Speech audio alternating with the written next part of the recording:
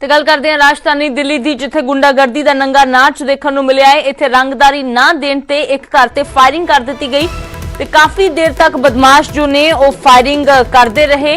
ਦਿੱਲੀ ਦੇ ਵੈਲਕਮ ਇਲਾਕੇ ਦੀ ਘਟਨਾ ਹੈ। ਪੁਲਿਸ ਨੇ ਫਿਲਹਾਲ ਸਾਰੇ ਮੁਲਜ਼ਮਾਂ ਨੂੰ गिरफ्तार कर लिया है ਤੇ ਰੰਗਦਾਰੀ ਨਾ ਦੇਣ ਦੇ ਕਾਰਨ ਦਿੱਲੀ ਦੇ ਵਿੱਚ ਗੁੰਡਾਗਰਦੀ ਦਾ ਨੰਗਾ ਨਾਚ ਦੇਖਣ ਨੂੰ ਮਿਲਿਆ ਹੈ। ਇੱਥੇ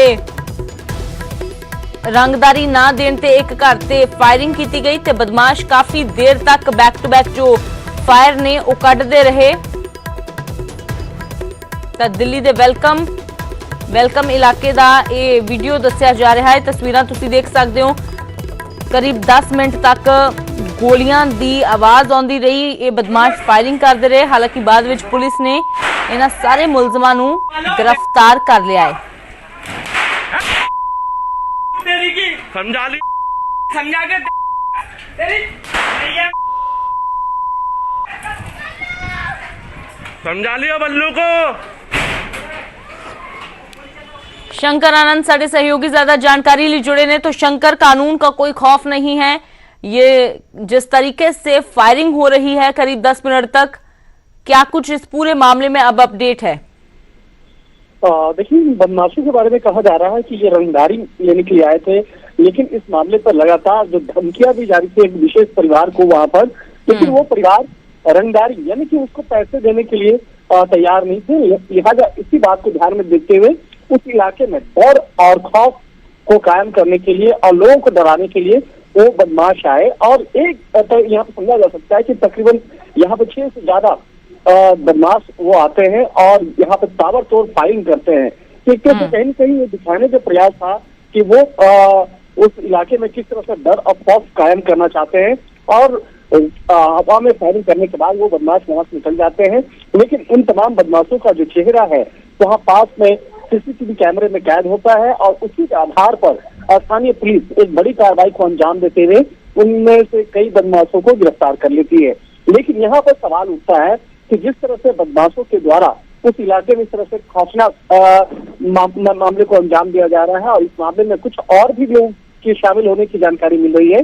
लिहाजा इसी बात को ध्यान में रखते हुए अन्य दूसरे जो बदमाश हैं उसको भी तलाशा जा रहा है और इस मामले पर जो सीसीटीवी कैमरे में जितने भी आरोपी नजर आए हैं उसका बैकग्राउंड भी खंगाला जा रहा है कि पहले किस तरह के वारदात को अंजाम दिया गया है और उस एक विशेष जो परिवार है जिसको वो धमकाने के लिए आया था, जिसको वो रंगदारी मांग रहा था, उससे क्या उसकी कोई व्यक्तिगत रंजिश तो नहीं है या कोई व्यक्तिगत मामले के चलते वो यहाँ पर धमकाने के लिए तो नहीं आया था। इन तमाम मामलों पर विस्तार से जांच पड़ताल चल रही है। जी शंकर, शुक्रिया फिलहाल इस तमाम जानकारी के लिए। तो फिलहाल जांच पड़ताल की जा रही है पुलिस दे वल्लों पूरे मामले की कि आखिरकार रंगदारी दे नाल की कोई होर मामला तो जो आपसी रंजिश का नहीं जुड़िया होया है, पर फिलहाल पुलिस ने जो है सारे मुलजमां नूं गिरफ्तार तक कर लिया है जिन्हां दे वल्लों वेलकम इलाके दे विच कल फायरिंग शरेआम की गई। समझा लियो बल्लू को।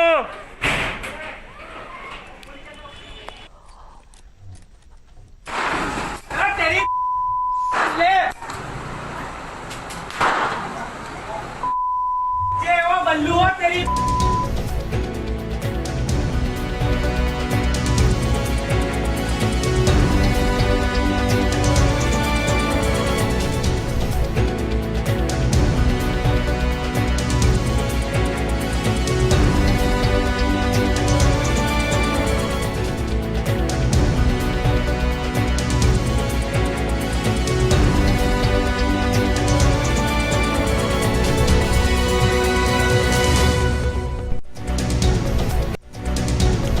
ਤੇ ਉਧਰ ਅੰਮ੍ਰਿਤਸਰ ਦੇ ਵਿੱਚ ਵੀ ਗੁੰਡਾਗਰਦੀ ਦਾ ਨੰਗਾ ਨਾਚ ਦੇਖਣ ਨੂੰ ਮਿਲਿਆ ਹੈ। ਇੱਥੇ ਨੌਜਵਾਨ ਦਾ ਕਤਲ ਕਰ ਦਿੱਤਾ ਗਿਆ। देर रात सड़क ते शरेआम गोलियां मार के इस नौजवान का कतल कर दिता गया। जमानत ते बाहर आया सी नौजवान जिसका कतल होया है। इस नौजवान ते हालांकि कतल की कोशिश सने कई केस दर्ज सी, पर बाइक सवार 2 बदमाशों ने इस पूरी वारदात नूं अंजाम दिता ते कतल तो बाद हवाई फायर करके मौके तो फरार हो गए। फिलहाल पुलिस दे वल्लों उन्हां दी भाल भी की जा रही है ते नाल ही नाल मामले दे विच कतल की असल वजह की है उसनूं भी पता लगाउण दी जो कोशिश है वो की जा रही है। तो देर रात सड़क ते गोलियां मार के जो नौजवान का कतल कर दिता गया है। बदमाशों के हौसले किस कदर बुलंद ने ये तस्वीरां जो ने वो बयान कर रही ने।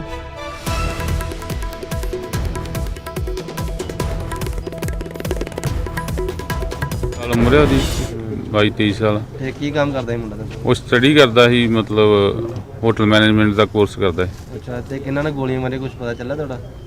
ਅਜੇ ਤੱਕ ਤੇ ਕੋਈ ਪਤਾ ਨਹੀਂ ਚੱਲਾ। ਸੀਸੀਟੀਵੀ ਆਈ ਸਾਹਮਣੇ? ਸੀਸੀਟੀਵੀ 'ਚ ਜੇ ਕੋਈ ਖਾਸ ਪਤਾ ਨਹੀਂ ਚੱਲਿਆ, ਪੁਲਿਸ ਕਰਨ ਡਈ ਕਾਰਵਾਈ। ਤੇ ਕਿੰਨੇ ਵਜੇ ਸੀ ਨਾਮ ਦਾ ਇੱਕ ਮੁੰਡਾ ਜੀ 23-24 ਸਾਲ ਦਾ ਹੈਗਾ ਹੈ। ਇਹਨੂੰ ਕੋਈ ਦੋ ਕੁ ਮੁੰਡੇ ਹੈਗੇ ਨੇ ਮੋਟਰਸਾਈਕਲ ਤੇ ਆ ਕੇ ਇਹਨੂੰ ਗੋਲੀਆਂ ਮਾਰ ਕੇ ਜੀ 7:30 ਦੇ ਰੌਂਡ। ਕੀ ਰੰਜਿਸ਼ ਕੀ ਦੱਸਿਆ ਇਹ ਕੁਝ ਨਹੀਂ ਪਤਾ ਹਲੇ ਜੀ, ਬੰਦਿਆਂ ਦਾ ਆਪਾਂ ਕਰ ਰਹੇ ਹਾਂ, ਵੈਰੀਫਾਈ ਕਰ ਰਹੇ ਹਾਂ, ਕੈਮਰੇ ਚੈੱਕ ਕਰ ਰਹੇ ਹਾਂ, ਜੋ ਵੀ ਪਤਾ ਲੱਗੇ ਤੁਹਾਨੂੰ ਦੱਸਾਂਗੇ।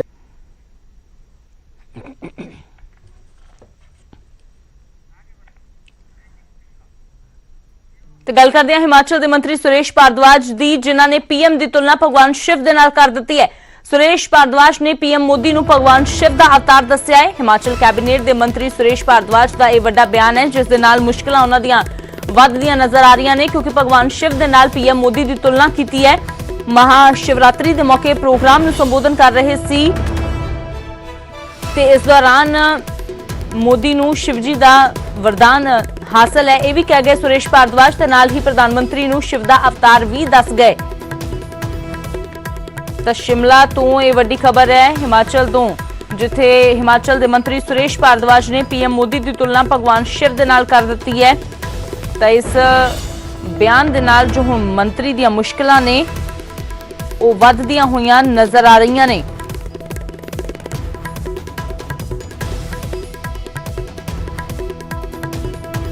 हमारे यशस्वी प्रधानमंत्री श्री नरेंद्र मोदी जी के जब 2019 का चुनाव हुआ था, तो चुनाव के बाद और परिणाम आने से पूर्व वो केदारनाथ गए थे और उन्होंने 2 दिन को गुफा में बिताए थे। तो शिवजी का ही वरदान उन्हें प्राप्त है और यही कारण है कि सारी दुनिया में आज इस महामारी को जिस अच्छे ढंग से जो है वो उन्होंने टैकल किया है, इसके लिए सारी दुनिया जो है आज उन्हें विश्व नेता के रूप में जो है देख रही है। और ये उन्हीं के कारण है कि आज दुनिया में वैक्सीन जितनी बनी है, उनमें से 2 कंपनियों द्वारा 2 वैक्सीन्स भारत में बनी है और सबसे ज़्यादा जो वैक्सीनेशन हो रही है वो भी भारत में हो रही है। तो ये शिवशंकर का ही जो है वरदान है और प्रताप है, और हमको लगता है कि उन्हीं के अवतार पुरुष के रूप में जो है वो नरेंद्र मोदी जी जो है वो अवतरित हुए हैं इस दुनिया में। ਤੇ रणबीर साडे सहयोगी ज्यादा जानकारी लिए जुड़े ने। तो रणबीर, अपनी मुश्किलें बढ़ाने वाला बयान दे दिया गया है सुरेश भारद्वाज की ओर से, और क्या कुछ जानकारी है? जी देखिए, कल इन्होंने जो है बयान जारी किया है। जो हमें जो जानकारी मिली है कि आज भी एक कार्यक्रम में शिरकत करेंगे। दिल्ली में जो है एक प्रतिक्रिया आई है, ये सूचना मिली है कि वहां पर जो है आम आदमी पार्टी के जो राज्यसभा सांसद है संजय सिंह, उन्होंने सीधे तौर पर ये कहा कि ऐसी तुलना जो है महापाप है। लेकिन यहाँ जो जानकारी मिल रही है, जो उनके जो सहयोगी हैं, जो उनके साथ रहता है स्टाफ, वो उनके बीच चर्चा ये है कि बिल्कुल सोच समझ के जो है ये बयान सुरेश भारद्वाज ने दिया है और उन्हें जो है किसी तरह का कोई इसमें जो है कोई अफसोस इसमें नहीं है कि उन्होंने क्या कहा। और सीधी तरह से, हालांकि इससे पहले भी कई तरह के बयान जो है आते रहे हैं और प्रधानमंत्री की तारीफ की जाती है, लेकिन शिवरात्रि वाले दिन ये तुलना करना है, इसको लेकर जो है सोशल मीडिया में जबरदस्त तरीके से इन्हें जो है ट्रोल किया जा रहा है। जी अमृत। बिल्कुल रणबीर, तो सीधे तौर पर अब आने वाले दिनों में कह सकते हैं कि विपक्ष की ओर से इसी बात को लेकर निशाना भी साधा जा सकता है। शुक्रिया बहरहाल इस तमाम जानकारी के लिए। हरियाणा माफ करना हिमाचल ਦੇ ਜੋ ਮੰਤਰੀ ਨੇ ਸੁਰੇਸ਼ ਭਾਰਦਵਾਜ, ਉਹਨਾਂ ਨੇ ਪ੍ਰਧਾਨ ਮੰਤਰੀ ਦੀ ਤੁਲਨਾ ਭਗਵਾਨ ਸ਼ਿਵ ਦੇ ਨਾਲ ਕਰ ਦਿੱਤੀ ਹੈ ਤੇ ਪੀਐਮ ਨੂੰ ਭਗਵਾਨ ਸ਼ਿਵ ਦਾ ਅਵਤਾਰ ਦੱਸਿਆ ਹੈ। ਸ਼ਿਵਰਾਤਰੀ ਦੇ ਮੌਕੇ ਇੱਕ ਪ੍ਰੋਗਰਾਮ ਨੂੰ ਸੰਬੋਧਨ ਕਰ ਰਹੇ ਸੀ ਸੁਰੇਸ਼ ਭਾਰਦਵਾਜ, ਜਿਸ ਦੌਰਾਨ ਉਹਨਾਂ ਦੇ ਵੱਲੋਂ ਇਹ ਬਿਆਨ ਦਿੱਤਾ ਗਿਆ। प्रधानमंत्री श्री नरेंद्र मोदी जी के जब 2019 का चुनाव हुआ था, तो चुनाव के बाद और परिणाम आने से पूर्व वो केदारनाथ गए थे और उन्होंने 2 दिन को गुफा में बिताए थे। तो शिवजी का ही वरदान उन्हें प्राप्त है और यही कारण है कि सारी दुनिया में आज इस महामारी को जिस अच्छे ढंग से जो है वो उन्होंने टैकल किया है, इसके लिए सारी दुनिया जो है आज उन्हें विश्व नेता के रूप में जो है देख रही है। और ये उन्हीं के कारण है कि आज दुनिया में वैक्सीन जितनी बनी है उनमें से 2 कंपनियों द्वारा 2 वैक्सीन्स भारत में बनी है और सबसे ज़्यादा जो वैक्सीनेशन हो रही है वो भी भारत में हो रही है।